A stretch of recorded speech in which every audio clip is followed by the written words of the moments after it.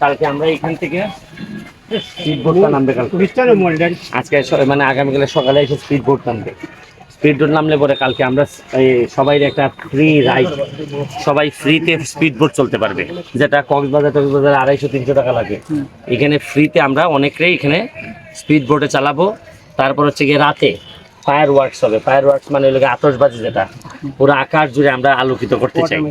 আর বিকাল থেকে আমাদের নামাজ শেষ করেই এখানে আমরা মিউজিকের একটু গান হবে, একটু এমনি হয়তো কেউ গাইলে আর না, আগামীকাল আর লাইটিং থাকবে। আমরা হেভি লাইটিং করে ব্যবস্থা করছি, রাতে যেন একটা স্পেশাল লুক থাকে।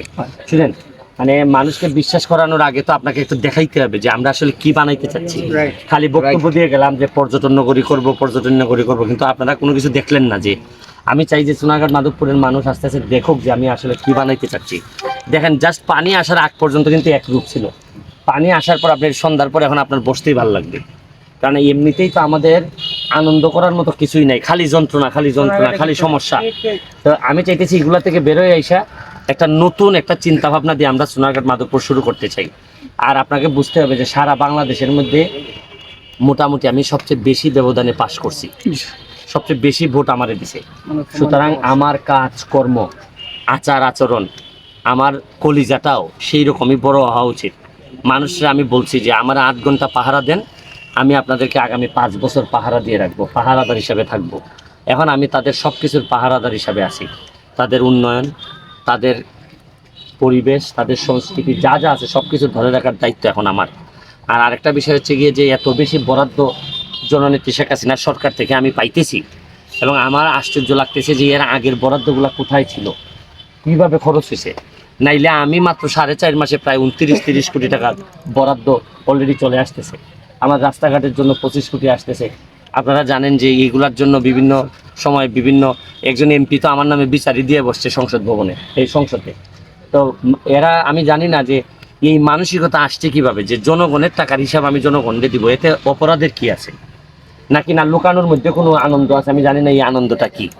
আমি আমার এলাকার যারা ইয়াং আছে তাদেরকে একটা টেন্ডেন্সি শুরু করতে চাই যে রাজনীতি করলে দুর্নীতি ছাড়েন,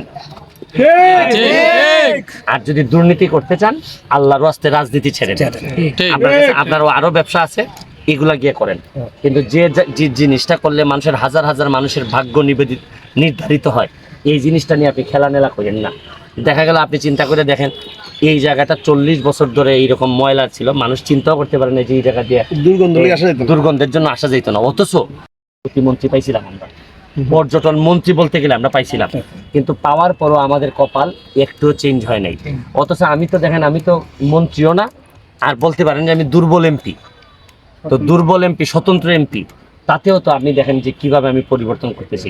তবে জেনে রাখেন যে আর আগামী 4 বছর আছি তো আমি, এই 4 বছর যদি বেঁচে থাকি তাহলে বহু জায়গায় হাত পড়বে, বহু জায়গা বদলে যাবে। কারণ আমি তো বলছিলাম যে জন্মের পরে যে জন্মস্থান আমি পাইছি, মৃত্যুর আগে হচ্ছে ভালো জন্মস্থান রেখে যাবো। আপনাদের সবাইকে আমি অনুরোধ জানাই যে যে যার জায়গা থেকে, কেউ হয়তো ইউটিউবার, কেউ হয়তো ফেসবুকার, কেউ হয়তো এই আপনারা বিভিন্ন কাজে সমাজ সেবা করতেছেন, আপনারা সবাই আসেন। আমি নিজে যদি 2 নাম্বার হয়ে না থাকি, আমি যদি অসৎ হয়ে না থাকি, তাহলে আমার হাতকে শক্তিশালী করেন। আমরা সবাই মিলে সাধারণ নির্যাতিত নিপীড়িত মানুষের পক্ষে একটা শক্তি হয়ে আমরা দাঁড়াই। এবং আমার একটা বিশ্বাস, এই যারা সত্যিকারের সত্যকে ধারণ করে তারা যদি একত্রিত হয়, ওই অসৎ লোক, অসভ্য লোক, দুর্নীতিবাজ এরা কোনোদিন টিকতে পারবে না। ইতিহাস সাক্ষী দেয়, মনে রাখবেন, ইমানের শক্তিতে বলিয়ান হয়ে যদি আপনি কোনো কিছু করেন, তাহলে অসংখ্য বেঈমান কিন্তু আস্তে আস্তে পরাজিত হয়। এটা আমরা করে ছাড়বো। Thank you.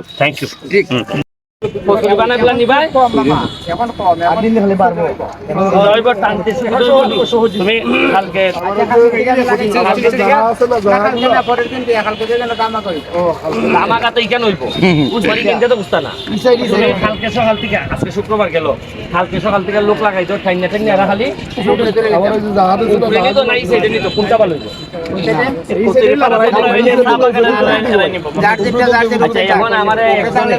আমার একজনে সেটাই একবারে শেষ মা তখন তো লই যে ভাই দেখাই ভাই কোনায় এটা কি মোটরসাইকেলে যেমন স্পিড বোটে দিয়ে না যাইতো না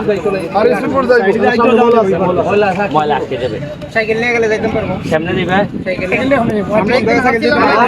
আইতো তুমি এখানটা কোনান মতো